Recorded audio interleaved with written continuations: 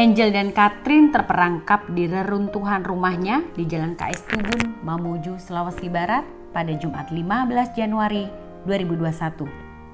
Dalam video yang diterima oleh wartakotalive.com dari Badan Nasional Penanggulangan Bencana (BNPB), tampak petugas penyelamat berdialog dengan para korban. Berdasarkan data dari BNPB, sejumlah dampak mulai teridentifikasi pasca gempa 6,2 magnitudo yang terjadi di wilayah Provinsi Sulawesi Barat.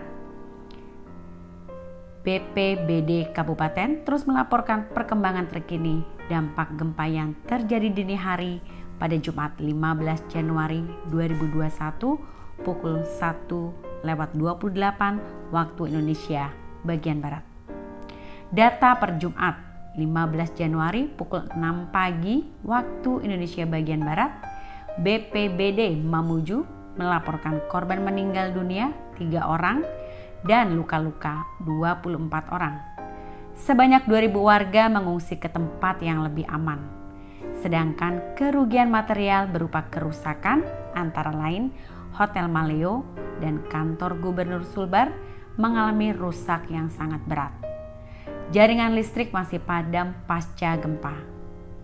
Sementara itu, BPBD Majene menginformasikan longsor di 3 titik sepanjang Jalan Poros Majene Mamuju. Sebanyak 62 unit rumah rusak, 1 unit puskesmas, dan 1 kantor dan Ramil Malunda. Merespon kondisi ini, BPBD setempat melakukan penanganan darurat, seperti penanganan korban luka, evakuasi pendataan dan pendirian pos pengungsian. Kebutuhan mendesak saat ini berupa sembako, selimut dan tikar, juga tenda keluarga, pelayanan medis dan juga terpal.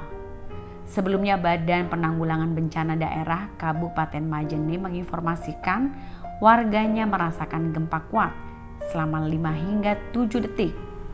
Gempa yang berpusat 6 km timur laut Majene, Sulawesi Barat membuat para warga panik. Kepanikan mereka membuat mereka keluar rumah masing-masing. Laporan yang diterima Pusat Pengendali Operasi BNPB pada dini hari tadi menyebutkan masyarakat masih berada di luar rumah mengantisipasi gempa susulan. Hal serupa juga dirasakan warga Kabupaten Polewali Mandar. BPBD setempat menginformasikan gempa dirasakan warga cukup kuat sekitar 5 hingga 7 detik. Guncangan memicu kepanikan hingga keluar rumah. Berdasarkan analisis peta guncangan BMKG yang diukur dengan skala MMI atau Modified Mercalli Intensity, gempa 6,2 magnitudo ini memicu kekuatan guncangan 4-5 MMI di Majene, 3 MMI di Palu, Sulawesi Tengah, dan 2 MMI di Makassar, Sulawesi Selatan. Skala Mercalli tersebut merupakan satuan untuk mengukur kekuatan gempa. Deskripsi BMKG pada skala 5 MMI menunjukkan getaran dirasakan oleh hampir semua penduduk. Orang banyak terbangun, gerabah pecah, barang-barang terpelanting, tiang-tiang dan barang besar tampak bergoyang. Bandul lonceng tidak dapat berhenti. Sedangkan 4 MMI skala ini menunjukkan pada siang hari dirasakan oleh orang banyak dalam rumah, di luar oleh beberapa orang. Gerabah pecah, jendela dan pintu berderik serta dinding berbunyi. Skala 3 MMI menunjukkan adanya getaran dirasakan nyata dalam rumah. Terasa getaran seakan-akan ada truk yang berlalu. Berikutnya, untuk 2 MMI ini menunjukkan adanya getaran dirasakan oleh beberapa orang, benda-benda ringan yang digantung pada bergoyang.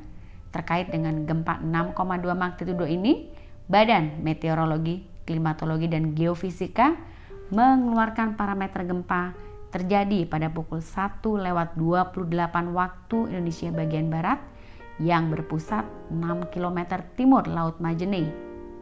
Pusat gempa memiliki kedalaman 10 km. Berdasarkan pemodelan BMKG, gempa tidak memicu terjadinya tsunami.